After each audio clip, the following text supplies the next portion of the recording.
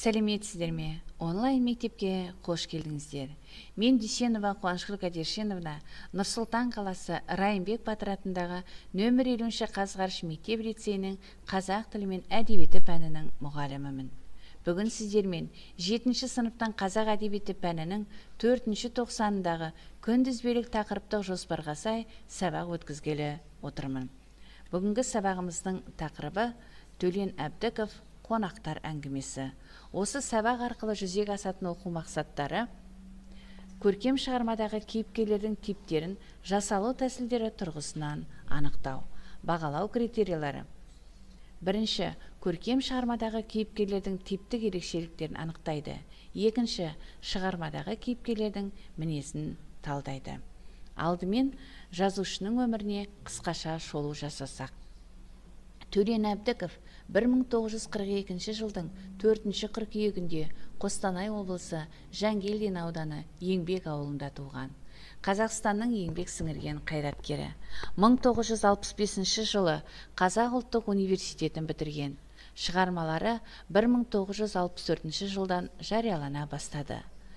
Жазушы 1969 жылы Көкжиек, 1971 жылы Күзгі жапырақ, 1979 жылы Айтылмаған ақиқат, 1974 жылы Ақиқат әңгіме повестер жинақтарын жарияласа, 1985 жылы Өлара, 1987 жылы Ақшоқыда қыз хатты, 2002 жылы Парасат майданы романдарын жариялады.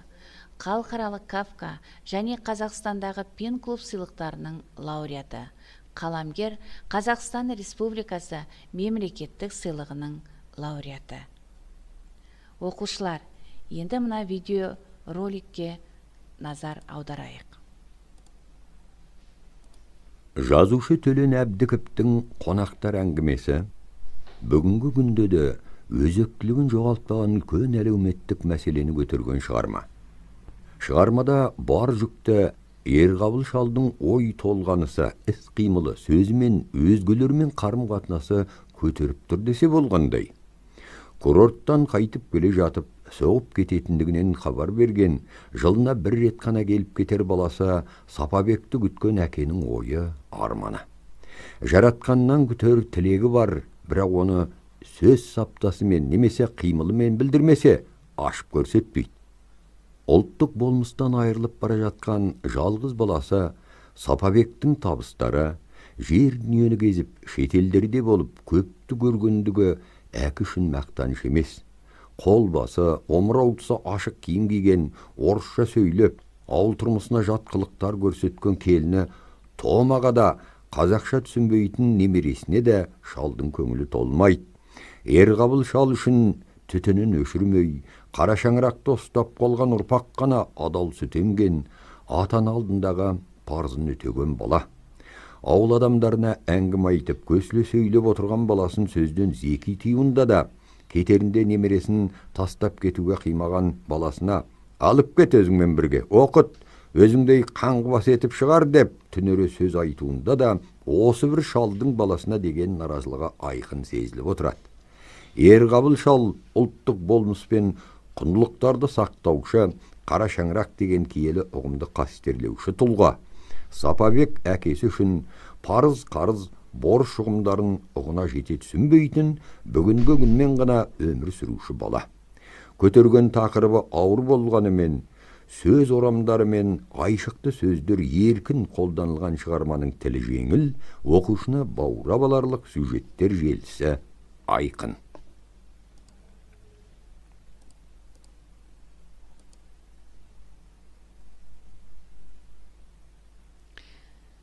Сабақтың мазмұнын толық түсіну үшін мына сөздердің мағынасымен танысып көрейік.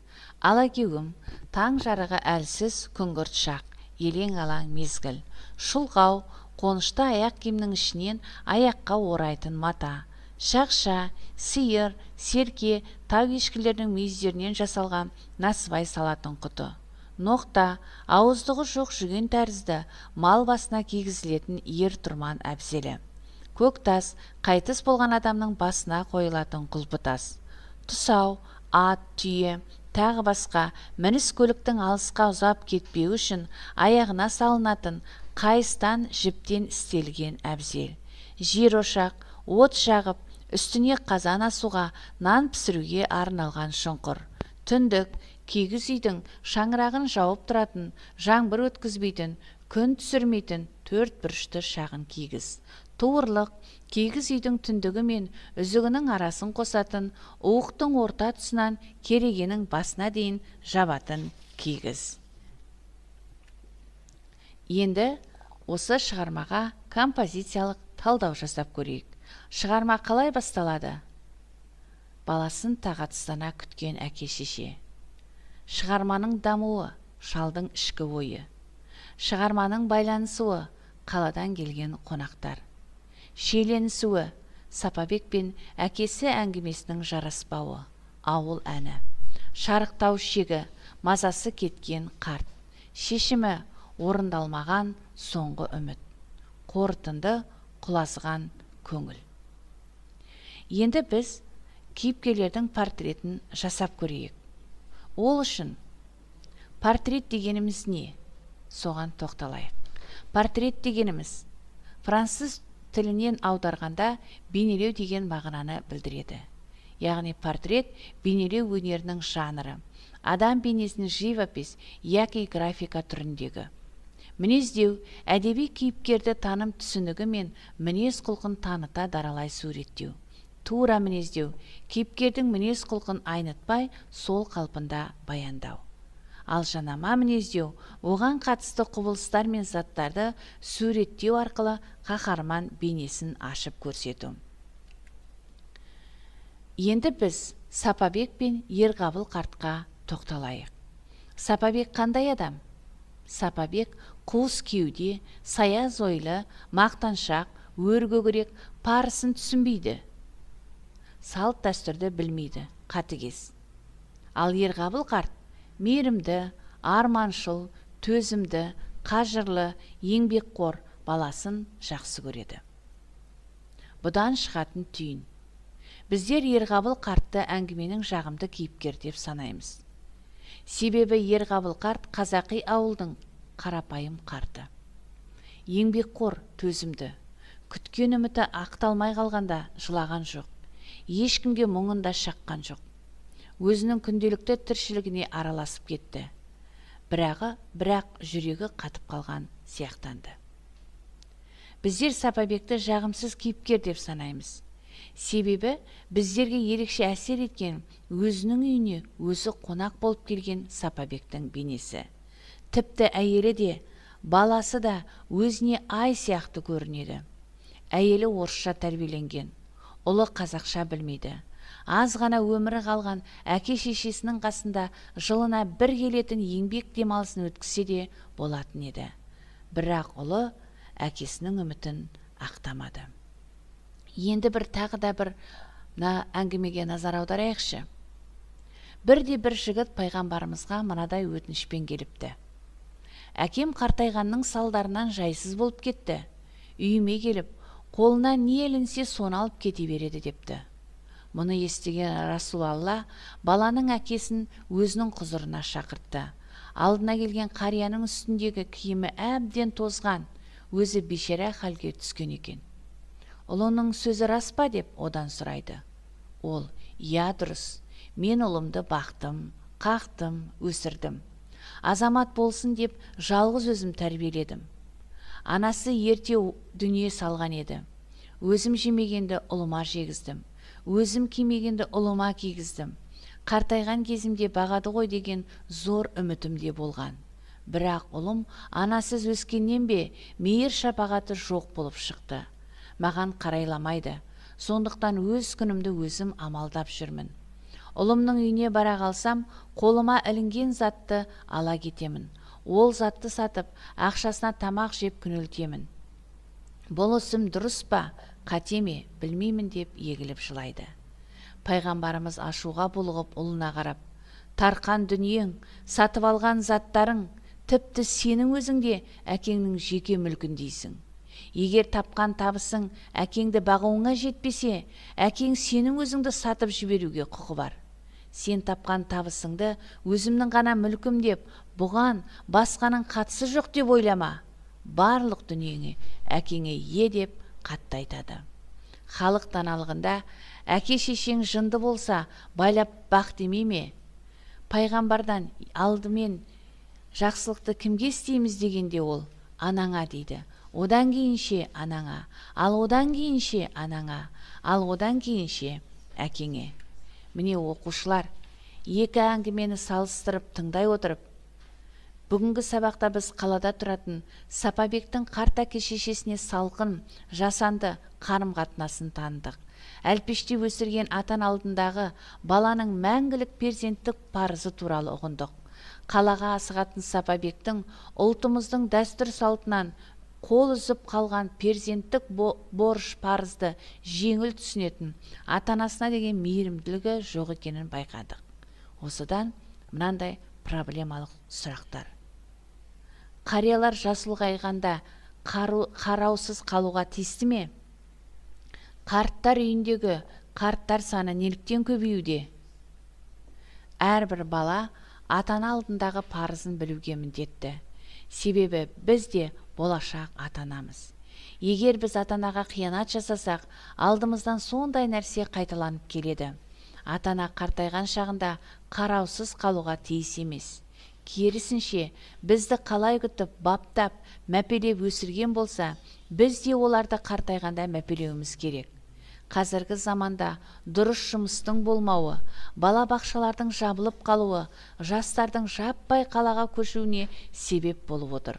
Сондықтан да ауылдағы қарттар жалғызсырап қалуда. Ал қала өміріне келсек, адамдардың көбісі бай болсам, байлық тапсам деп аш көзденіп ата-аналарын ұмытуда. Әке шешесінің үйін сатып, өздерін қарттар үйіне тапсырып жатқандары қаншама. Ата ене алдындағы парызын өтеуге еріншектенген шала қазақ келіндерінің әрекеттері қарттар үйіндегі қарттардың көбеюіне себеп деп ойлаймыз. Ендеше, осы қонақтар әңгімесінің авторы, жазушы Төлен Әбдікұлының пікіріне құлақ түрсек. Сендермен бүгін оразадан кейінгі айт күні хабарласып отырмын. Сондықтан ораза айт қабыл болсын деп бастайық сөзімізді. Сіздер маған екі сұрақ жіберген екенсіздер. Біріншісі қонақтар әңгімесін жазуға не себеп болды деген. Өздерің білесіңдер, қазір мынау баспа бетінде, газет журналдарда, теледидарда қазақ тілінің мәселесі, мемлекеттік тілдің дамуы, бүгінгі ахуалы, осының бәрі көп сөз болады, айтылып жүр. Заңда да айтқан себебі өзінің тілінсіз, ана тілінсіз ешқандай халық ұлт дами алмайды. Ал енді осы мәселе біздің кезімізде осыдан 40-50 жылдар бұрын бұл мәселе тіпті қатты ушығып тұрған кезі болатын. Ол кезде бүкіл қазақ отбасылары мүмкіндігінше балалардың бәрін орыс мектебіне беруге тырысатын. Өйткені орысша білмеген бала, орысша білмеген адам қоғамнан өздік орын таба алмайтын, үлкен лауазымды қызметтерге бара алмайтын, сондай үлкен проблема болды. Ал енді тіл жоғалса, ұлттың да жоғалатыны белгілі. Сондықтан әдебиет деген бұл өмірдегі қоғамда үлкен проблемаларды халыққа жеткізеді. Сондықтан осы мәселені қойған қонақтар әңгімем осы 66 жыл шықты деп асылдау деймін, 50 жас кезінде. Сол мұндағы мәселе сол ауылдағы қарт адамның өзінің немересімен тіл табыса алмай жағдайға жетуі.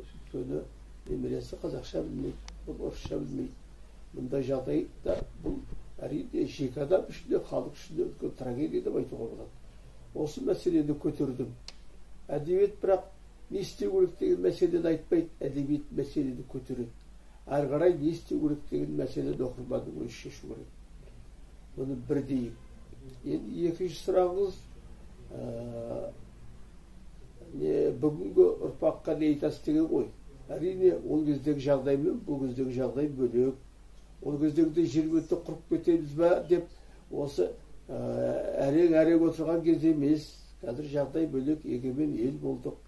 қазақтың саны өзіміздің елімізде 70%-тен асты.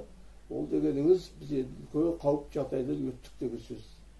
Енді бірақ бұға қарап отырып біз әлгі мәселе толығымен шешілді деп айта алмаймыз.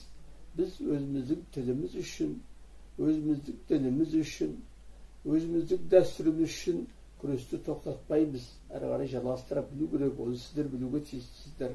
Алайда қазір біздің заманның тұсымызда өзіміздің шекарамызда ғана отырып даму мүмкін емес. Әлем бар, жаһан бар, ғылымның бәрі сол жақта. Сондықтан солармен байланыспай, әлемдік өркениетпен байланыспай біз дами алмаймыз. Мәселен, ғылым дегенді ғылымға ену үшін ол ағылшын тілін білу керек. Өйткені себебі барлық ғылымның саласының бәрі де осы ағылшын тілінде. Тағы басқа мәселелер көп, оның бәрін қазір айтып жату мүмкін емес. Сондықтан айтам, өзіңнің тіліңді сақтай отырып, өзге де тілді білу керек. Ағылшын тілін білу керек, басқа да тілдерді білу керек, өркениеттен хабардар болу керек, әлемде не болып жатқанын білу керек. Сөйтіп, әлемдік кеңістікке біз өзіміздің қазақтық сипатымызбен, өзіміздің тілімізбен, дінімізбен, тілімізбен енуіміз керек. Осыны сіздер білулеріңіз керек деп есептеймін. Рахмет тыңдағандарға. Міне балалар, сіздер жазушы Төлен Әбдіктің сұхбатынан қонақтар әңгімесінің жазудағы негізгі мақсаты, негізгі түйінін тыңдадыңыздар. Сондықтан да өмірдегі маңызды құндылықтарды ұмытпайық.